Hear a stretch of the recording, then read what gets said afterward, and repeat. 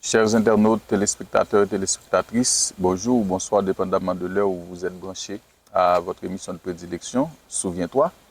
Et nous sommes très heureux de vous retrouver en ce jour pour poursuivre avec nos séries d'analyses sur la science, la Bible et l'histoire, Franck, n'est-ce pas?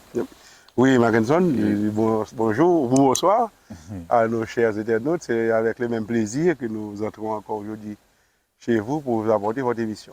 Je sais que c'est toujours avec plaisir que tu viens ici sur cette plateforme pour discuter, pour analyser et autour de la science et de la Bible ainsi que de l'histoire avec nos chers amis, n'est-ce pas?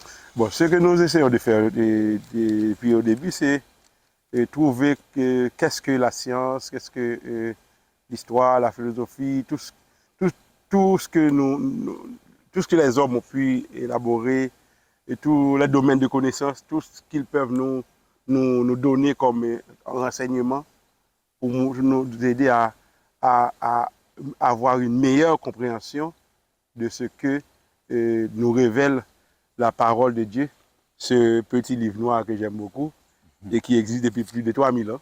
Okay. Et qui jusqu'à maintenant est en train de nous prouver quelle est la source de la vérité. D'accord. Donc, et tu le dis souvent que pour toi, c'est la crible à travers laquelle tu passes toutes les autres sources de connaissances. En réalité, ce que je constate, c'est que plus j'essaie de me mettre au courant de ce que les autres sont en train de découvrir dans leurs recherches, plus je trouve que ce livre, c'est la source de la vérité. Il y a seulement quelques heures que j'ai découvert quelque chose qui m'a étonné. Mais je ne vais pas te dire quoi. Okay. En tout cas, et depuis que nous avons commencé avec cette émission, tu as déjà passé en revue avec nos chers internautes et avec nous bien également.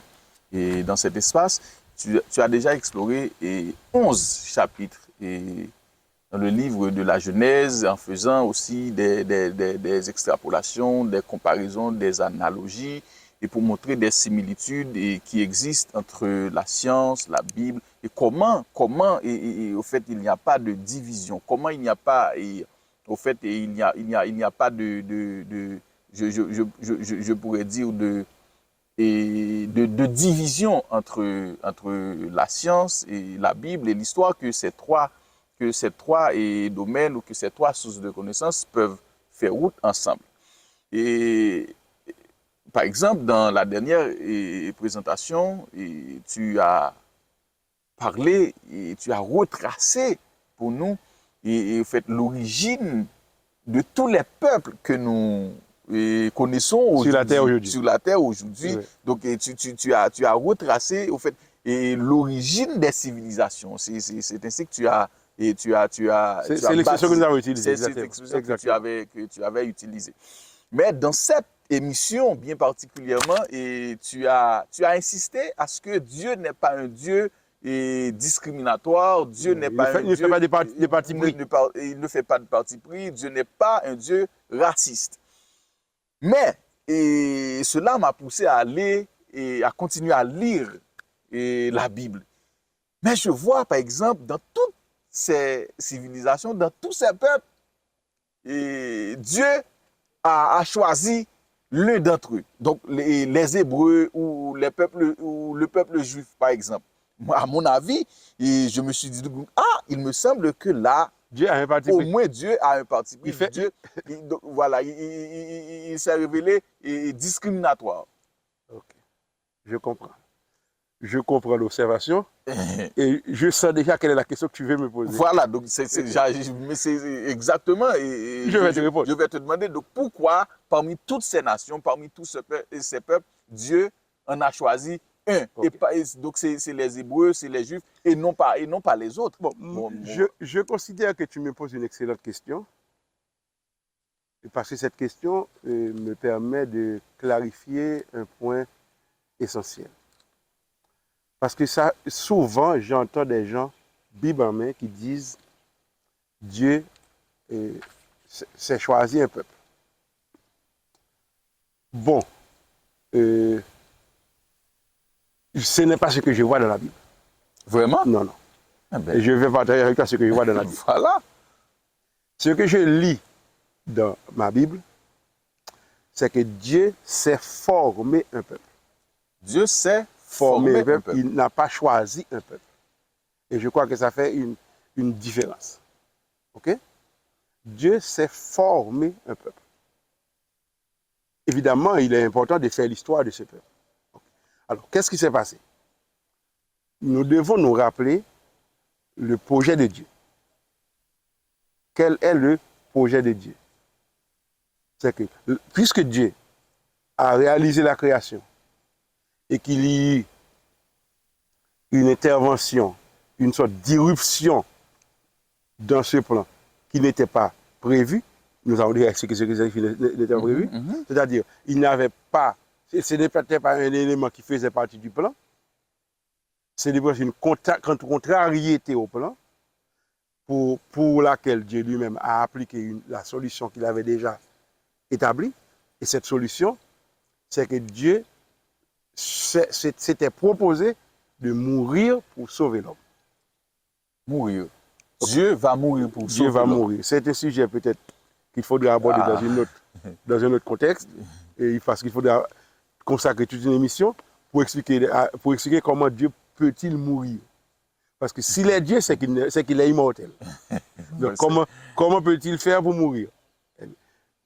Mais des gens nous disent que Dieu est tout-puissant. Mais si Dieu est tout-puissant, il peut aussi trouver les moyens de mourir. Okay, de toute manière, nous fermons la parenthèse. Voilà. Nous fermons la parenthèse. Okay. Donc, en tout cas, Dieu, c'est un Dieu d'amour.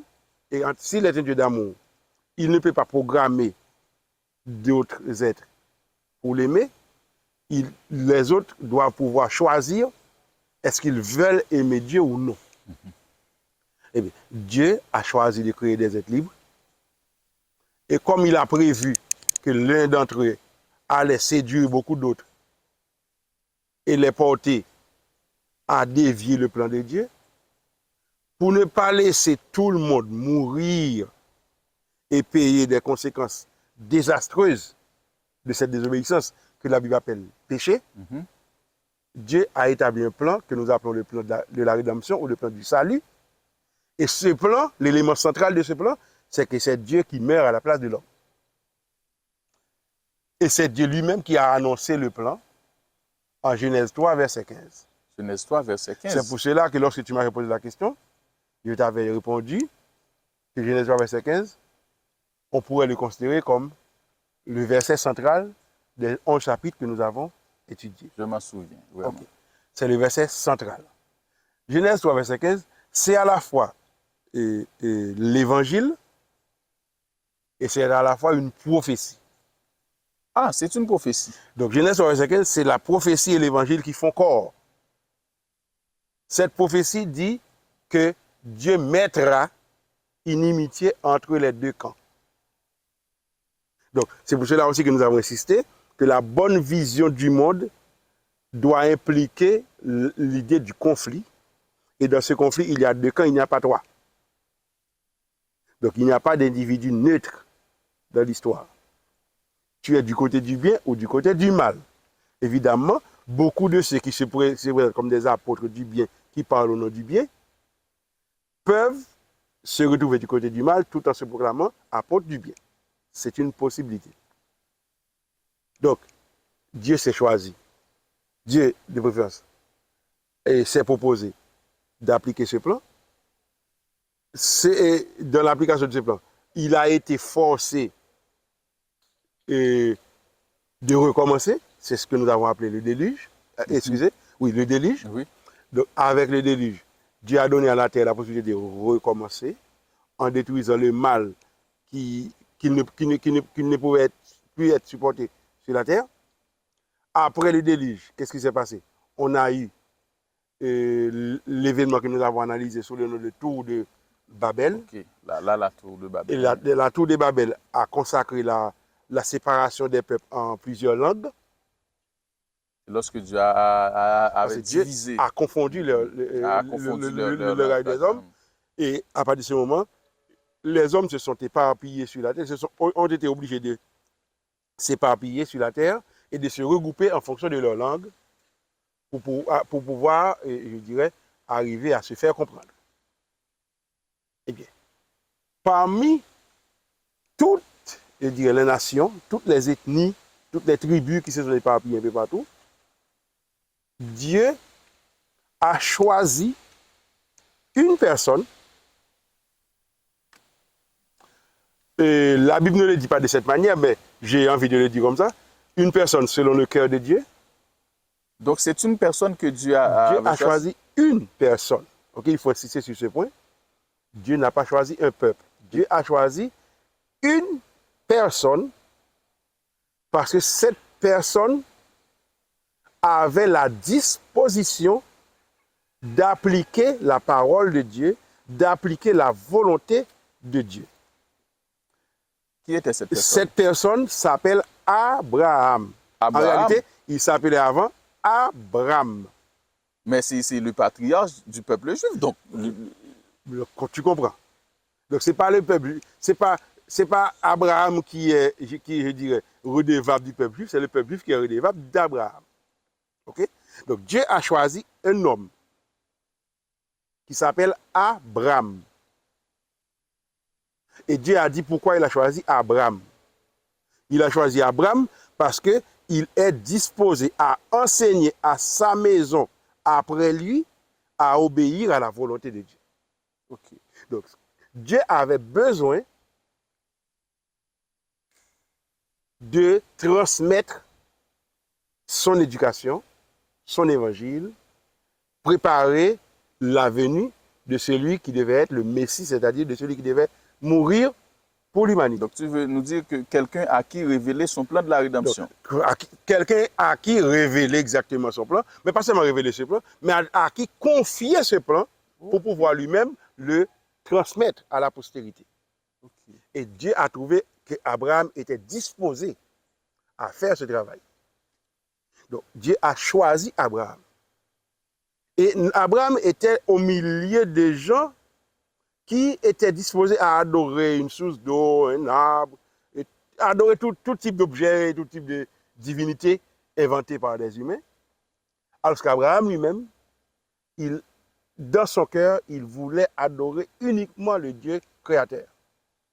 Okay. C'est-à-dire le seul et vrai Dieu. Okay. Et oui. Qui était cet Abraham? Qui était-il? Abraham, l'histoire d'Abraham commence dans la Genèse à partir du chapitre, je crois que c'est le chapitre 12. Laisse-moi vérifier, c'est ce que c'est réellement le chapitre 12. Exactement. L'histoire d'Abraham commence à partir du chapitre 12, mais son nom est déjà mentionné au chapitre 11. Ok. Son nom est déjà mentionné au chapitre 11 en tant que fils de Térak. Térak lui-même qui est fils de Nacor, Nacor lui-même qui est fils de Sérug, Sérug qui est fils de Réhi, Réhi fils de Péleg, Péleg fils d'Héber, ok? Héber qui est fils de Shéla, et Shéla lui-même est fils de Sem. Donc Abraham, parmi les trois fils de Noé, Abraham descend de la lignée de Sem. De Sem? Sem. Ok? Donc Abraham est de la lignée de Sem. Donc, pourquoi est-ce que Dieu a choisi Abraham? Uniquement parce que Abraham lui-même est disposé à faire la volonté de Dieu. Donc, ce n'est pas parce qu'Abraham dispose d'une supériorité par rapport à ses cousins, à ses frères, à qui que ce soit sur la terre, mais c'est uniquement parce que lui-même, il est disposé à respecter la volonté de Dieu. Lorsque Dieu lui parle, il est disposé à obéir. Donc, Dieu a choisi Abraham. Et Dieu lui-même dit pourquoi il a choisi Abraham. OK? Et dans Genèse 26, Dieu nous dit pourquoi il choisit Abraham. OK? C'est quel verset? C'est le verset 5, 4 et 5. OK? Dieu parle au fils d'Abraham qui s'appelle Isaac.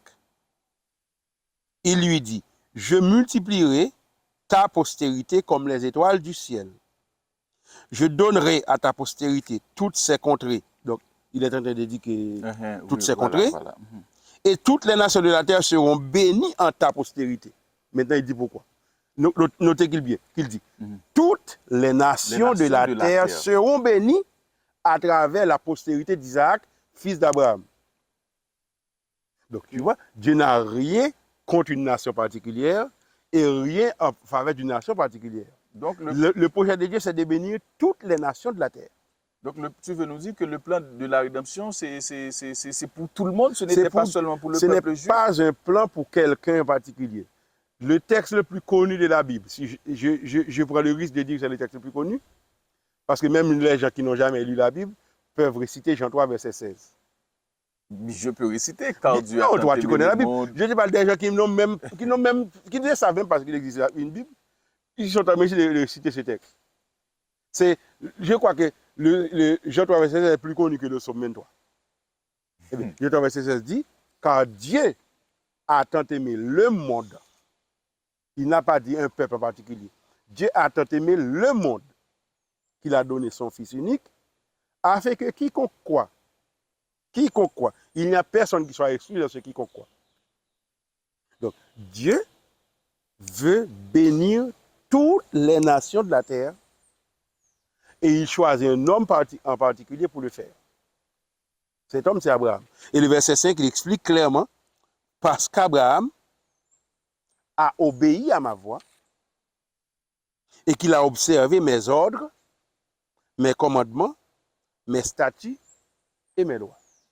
Okay? Si je comprends bien, et le plan de la rédemption exige de l'obéissance, quoi. C'est la réponse de l'homme au plan de Dieu. Le plan de Dieu, c'est qu'il y a une alliance entre Dieu et l'homme. L'alliance, c'est que Dieu lui-même, il se propose de faire. En retour, l'homme doit coopérer, l'homme doit collaborer en obéissant à la parole de Dieu. En obéissant aux ordres, aux commandements, aux statuts, aux lois de Dieu. C'est ce que nous venons de lire en Genèse 26. Donc c'est pour cela qu'Abraham a reçu cet appel. Okay? Donc, même le nom d'Abraham est symbolique de quelque chose. Qu'est-ce que cela signifie? Parce que Abraham, qui est son nom originel, signifie père d'une nation. Abraham, père d'une nation. À un moment, Dieu va changer son nom. Dieu va lui dire, on ne t'appellera plus Abraham, mais on t'appellera Abraham. Mais pourquoi Dieu a-t-il appelé Abraham? Parce que Dieu a dit, tu seras père d'une multitude de nations. C'est-à-dire, il est passé de père d'une nation à père d'une multitude de nations. Donc, encore une fois, Dieu n'a pas choisi un peuple. Dieu a choisi un homme. Il a appelé cet homme. Et le premier ordre que cet homme a reçu lors de son appel, c'est de sortir de là où il était. Donc, le plan du salut peut aussi impliquer que tu sortes de ta zone de confort. Okay? Pour pouvoir marcher avec Dieu, tu peux être obligé de sortir de là où tu as toujours été, pour pouvoir maintenant entrer dans un nouveau cheminement avec Dieu. C'est ce qui était arrivé à Abraham. Donc Abraham a été obligé de laisser son pays, sa patrie, sa ville natale, ou bien sa terre natale, pour se rendre dans un autre endroit que Dieu lui a montré. Ok? Donc, comprends bien, Dieu n'a pas choisi un peuple. Dieu a choisi un homme. Maintenant, la descendance de cet homme a donné lieu à un peuple. Mais le projet n'est pas pour ce peuple. Le projet, c'est d'utiliser ce peuple pour pouvoir bénir toutes les nations, tous les peuples de la terre. C'est ça le projet de Dieu. Que devait faire le peuple juif, par exemple, ou les Hébreux, que devait-il faire pour accomplir cette mission? Ok. Ce qui va arriver, c'est que l'histoire va nous montrer que Dieu va établir ce peuple dans un endroit bien particulier. Et Dieu dit à Abraham à quel moment cela va se faire, parce que cela ne se faisait pas du vivant d'Abraham. Ok? Il y a dans Genèse chapitre 15, tu peux consulter des textes, pour plus de clarté. De précision. Ok. Comme point d'information directement à partir du verset 13, où l'Éternel dit à Abraham, parce que son nom n'avait pas encore été changé, l'Éternel lui dit, sache que tes descendants seront étrangers dans un pays qui ne sera point à eux, et ils y seront asservis, et on les opprimera pendant 400 ans. Ok? Et on les opprimera pendant 400 ans. Mais je jugerai la nation à laquelle ils seront asservis, et ils sortiront ensuite avec de grandes richesses. Donc là, l'Éternel était en train de promettre à Abraham. Et l'Éternel dit à Abraham, ta postérité va posséder la terre de Canaan. Mais ce n'est pas tout de suite. Et comprends bien, Abraham lui-même était en Canaan. Et Abraham n'avait pas encore d'enfant. Dieu lui dit, je vais te donner un enfant. Cet enfant lui-même va avoir des enfants. Et ses enfants aussi vont avoir des enfants. Finalement, le peuple qui sortira de toi va habiter la terre de Canaan. Mais ce n'est pas tout de suite. Qu'est-ce que Dieu lui dit? Pendant 400 ans, ils seront esclaves dans un pays étranger. Donc ce n'est pas tout de suite que ça va se réaliser. 400 ans d'esclavage, c'est dur. Hein? C'est dur. Ok? Ils seront asservis pendant 400 ans à une autre nation dans un pays étranger. Et c'est après ces 400 ans que l'Éternel dit, je jugerai la nation qui les aura asservis. Et je les ferai sortir de ce pays pour venir habiter à Canaan. Pourquoi ont-ils été obligés d'attendre 400 ans? Le verset 16 répond à la question. À la 4e génération, ils reviendront ici, car, donc voici la raison, car l'iniquité des Amoréens n'est pas encore à son comble. C'est-à-dire, ce n'est pas les Juifs qui vont expulser un peuple innocent de son territoire, mais c'est parce qu'à un moment donné, l'iniquité des habitants de Canaan, les Amoréens en particulier, qui sont cités dans ce texte, l'iniquité de ce peuple arrivera à un degré tel que Dieu lui-même va dire, je ne peux pas laisser cette iniquité prospérer, parce que sinon, mon plan pour sauver l'humanité ne pourra pas se réaliser. En disant cela, je suis en train de t'expliquer aussi ce que l'on appelle les guerres, et je dirais conduites par le peuple de Dieu dans la Bible. Parce que beaucoup de gens posent la question. Mais c'est la Bible qui dit tu ne tueras point. Pourquoi est-ce que le peuple de Dieu, il fait la guerre à d'autres peuples? Ce texte nous dit pourquoi. C'est que le peuple de Dieu a été utilisé par Dieu comme un agent pour purifier la terre d'une iniquité que Dieu ne pouvait plus tolérer, que la terre ne pouvait plus supporter. Donc, après les 400 ans que le peuple d'Israël a passé en Égypte, l'iniquité des Amoréens a atteint son comble. Donc, l'iniquité a atteint le plafond. Okay? L'apogée. A atteint son apogée. Et bien, à ce moment-là, Dieu a été obligé de expulser les exterminer pour pouvoir donner au plan de la rédemption une chance de se réaliser. Donc, encore une fois, on peut voir que Dieu, ce n'est pas un peuple particulier qu'il choisit, et c'est ce peuple seul qui peut avoir le salut, c'est le seul qui a droit au salut. En réalité, ce que Dieu fait, c'est qu'il choisit quelqu'un qui doit enseigner à sa suite, à sa descendance, à sa postérité, à sa maison, les commandements, les ordonnances, les lois, les commandements de l'Éternel. Et ce peuple aura aussi pour mission de propager ce même enseignement à toute la terre pour que l'on sache que le plan de la rédemption, ce n'est pas un plan pour un individu ou pour un peuple, c'est un plan pour toute la terre. Ok, merci. Et tu avais aussi parlé de la mort dans le plan de la rédemption. Et donc Dieu a choisi Abraham. Mais pourquoi? Donc tu avais dit que c'est Dieu qui allait mourir. Et pourquoi pas Abraham? Si c'est Abraham que Dieu avait choisi, pourquoi ce n'était pas Abraham qui était mort? Parce que Abraham pouvait toujours mourir. D'ailleurs, il est mort, il n'est plus. Il pouvait toujours mourir. Mais Abraham ne pouvait pas mourir pour moi. Abraham ne pouvait pas mourir pour toi. Abraham pouvait mourir uniquement pour payer ses propres péchés. Parce que dès que quelqu'un a péché, il est condamné à mort. Sur la terre, aujourd'hui, tous les hommes sont des condamnés à mort. D'ailleurs, nous savons tous, c'est la plus grande certitude de tous les hommes qu'ils vont mourir un jour. Donc tous les hommes sont des condamnés à mort. Mais nous ne parlons pas de cette mort-là. Nous parlons de ce que la Bible appelle la seconde mort. C'est-à-dire la mort éternelle. La mort après laquelle on ne reviendra plus à la vie.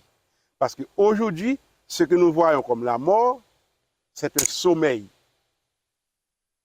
C'est un sommeil, il y a un moment fixé où Dieu va réveiller les hommes de la mort. Évidemment, il va réveiller les hommes en deux temps. Dans un premier temps, il va réveiller ceux qui avaient accepté, disons ceux qui auront accepté le plan de la rédemption. Nous pouvons l'exprimer d'une autre manière. Nous pouvons dire ceux qui auront accepté le sacrifice de Jésus qui s'est offert volontairement sur la croix. Il va réveiller ces gens-là dans un premier moment. Et la Bible précise, après 1000 ans, il réveillera les autres. Ok? Après 1000 ans, il réveillera les autres. Bien entendu, ce sont encore d'autres sujets que nous ne pouvons pas traiter à l'intérieur de ce que nous sommes en train de dire. Donc, c'est pour dire que Abraham n'était pas qualifié pour remplir cette mission. De même, lorsque Ève avait donné naissance à son premier-né, son premier garçon, elle avait dit, j'ai formé un homme avec l'aide de l'Éternel, en parlant de Caïn. Caïn, oui. Elle pensait que Caïn allait être celui-là qui allait écraser la tête du serpent, comme il avait été annoncé dans la prophétie de Genèse 3, verset 15. Mais non, ce n'était pas comme ça. Ce n'est pas un individu quelconque qui pourrait remplir cette mission, parce que tous ceux qui sont des pécheurs ne peuvent mourir que pour payer leur propre péché. Ils ne peuvent pas mourir pour payer le péché de quelqu'un d'autre. Ok? Donc, pour pouvoir mourir pour payer le péché de quelqu'un, il faut que soi-même, on ne soit pas un condamné à mort. Voilà. Je crois qu'il y a un verset de la Bible qui dit que l'homme qui pêche mourra. Voilà. Ça signifie que personne ne peut mourir à la place de l'autre. Donc, le seul qui est qualifié pour mourir à la place de l'autre, c'est celui qui n'a pas péché. Celui qui ne porte pas le péché en lui-même. Et un seul a rempli cette condition dans toute l'histoire de l'univers, c'est le Fils de Dieu, qui s'est incarné sur la terre et qui a porté le nom de Jésus. Jésus? Oui. Okay. C'est le seul qui a rempli cette condition. Et bien justement, Jésus est venu à partir de ce peuple qui s'est établi à Canaan après les 400 ans annoncés en Genèse 15. Et sa généalogie, que ce soit celle de Matthieu ou de Luc, nous dit qu'il descend de la tribu de Juda. Okay? Il descend de la tribu de Juda.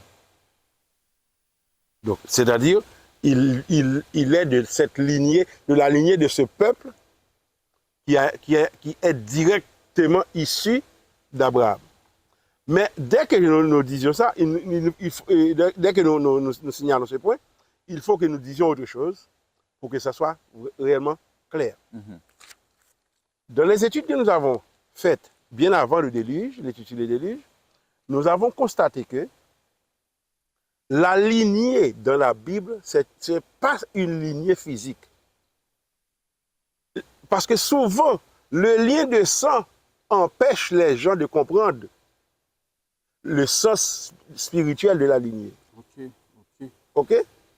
Par exemple, lorsque Dieu avait dit à Satan qu'il mettrait une inimité entre lui et la femme, entre sa postérité et la postérité de la femme, nous n'avons pas vu Satan en train de procréer sur la terre. Tu as déjà vu ça sur la terre? Non. Qu'est-ce qui s'est passé? Eh bien, c'est tous ceux-là qui se rebellent contre le plan de Dieu, tous ceux-là qui préfèrent marcher dans le plan de Satan, qui sont considérés comme la postérité de Satan. Pas parce qu'ils sont fils biologiques, apportant l'ADN génétiquement de Satan ou de Lucifer. Quelqu'un que Satan a engendré. A engendré littéralement, génétiquement. Mais parce que spirituellement, cette personne adopte les idées donc, de Satan. Il reflète tu veux nous dire qu'il reflète le caractère. Le caractère de Satan. Donc, la lignée, le lien, ce n'est pas un lien physique. C'est un lien spirituel. Même si le lien physique peut aussi exister. Par exemple, Noé descend de Seth. Oui. Tu es d'accord? Oui.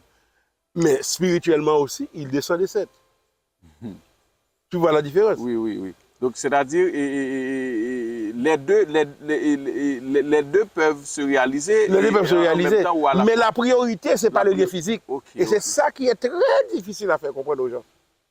Parce qu'il m'est déjà arrivé d'avoir à parler pendant beaucoup de temps pour que les gens comprennent ça. Certaines personnes ont toujours une difficulté à comprendre ça. OK? Par exemple, la Bible nous dit, Dieu a donné à Isaac, qui est fils d'Abraham, deux garçons qui étaient jumeaux. L'un s'appelle Ésaü, l'aîné, et l'autre Jacob. Et il y a un texte qui dit, où Dieu dit, j'ai aimé Jacob et j'ai haï Ésaü. Mais certaines personnes comprennent que ce texte signifie que Dieu a un parti pris envers Jacob et non à l'égard et comme une sorte de disgrâce envers Ésaü. Ce n'est pas ça du tout le texte, l'esprit du texte. L'esprit du texte, c'est de nous dire que eh bien, les deux sont descendants, ou bien sont fils d'Isaac, mais il y en a un qui est uniquement fils d'Isaac du point de vue biologique. Du sang, du point de vue biologique, mais qui ne s'intéresse pas à la postérité spirituelle d'Isaac. C'est-à-dire à la mission d'Isaac. Donc, la mission qu'Isaac a reçue n'a pas été transmise à celui-ci, elle a été plutôt transmise à l'autre. Donc Dieu nous dit, j'ai aimé Jacob, c'est-à-dire ma mission va se réaliser dans la lignée de Jacob et non dans la lignée d'Ésaü. Ça ne signifie pas que Jacob sera sauvé, qu'Ésaü ne sera pas sauvé. Parce que même si c'est toi, même si tu acceptes d'accomplir la mission de Dieu, cela ne te garantit pas le salut. Ce qui te garantit le salut, c'est si tu acceptes toi-même le sacrifice de Jésus en ta faveur. Parce que tu peux marcher avec Jésus et ne pas avoir le salut. Parce que le salut, ce n'est pas quelque chose que tu mérites. C'est une grâce que tu dois accepter. Okay. Donc, tu veux nous dire que le plan de la rédemption que Dieu a établi depuis, et tu l'avais dit, depuis la création, et donc il ne fait pas de parti pris. Donc, ce plan est offert et ou bien est disponible, est à la disposition de tout le monde. Donc, c'est à quelqu'un de choisir d'y rentrer ou pas. C'est à chacun de choisir quelle réponse il va donner à ce plan. Il y a un texte qui est mis en poésie, mais qui est chanté également, et qui dit « Je l'ai trouvé le bonheur ineffable ». Et il y a, je dirais, il y a une strophe qui dit tous mes péchés sont effacés, le sang de Christ me lave. Les jours de l'âme sont passés, je ne suis plus esclave. Et finalement, comment répondre à tant d'amour? C'est une question. Comment répondre à tant d'amour? Et quelle est la réponse? L'auteur du texte, non, il n'y a pas une réponse universelle à la question. Okay. Mais l'auteur du texte donne sa réponse. Et qu'est-ce qu'il a donné comme la réponse? Eh bien, je crois, j'aime et j'adore. Donc, c'est la C'est croyance, sa réponse. l'amour. C'est-à-dire, il croit dans le plan, et à partir de cette croyance qu'il a dans le plan, maintenant, il aime celui qui a mis ce plan à exécution pour lui, et pour démontrer cet amour, il l'adore. Ok, Ça, c'est son choix. ok. En fait, Mais tu as ton choix à faire, j'ai mon choix à faire, et les internautes ont leur choix à faire. Chacun a un choix à faire face à ce plan d'amour.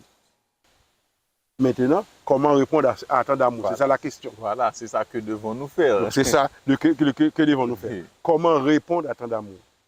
Eh bien, l'auteur du poème que j'ai cité tout à l'heure Mhm. répond lui-même, je crois, j'aime et j'adore. Donc, Ça aussi, c'est ma réponse. uh-huh, Et je t'invite à donner cette même réponse. uh-huh, Et je crois, tu peux t'associer à moi pour demander à nos internautes de donner cette même réponse. uh-huh, Je crois, j'aime et j'adore. Ok. Et merci pour les belles explications que tu as partagées avec nous et avec nos chers internautes et nos téléspectateurs. Et déjà, chers internautes, nos chers amis, nous vous remercions de votre fidélité et nous vous donnons rendez-vous à la plus prochaine émission. Et n'oubliez pas qu'ici, c'est Souviens-toi.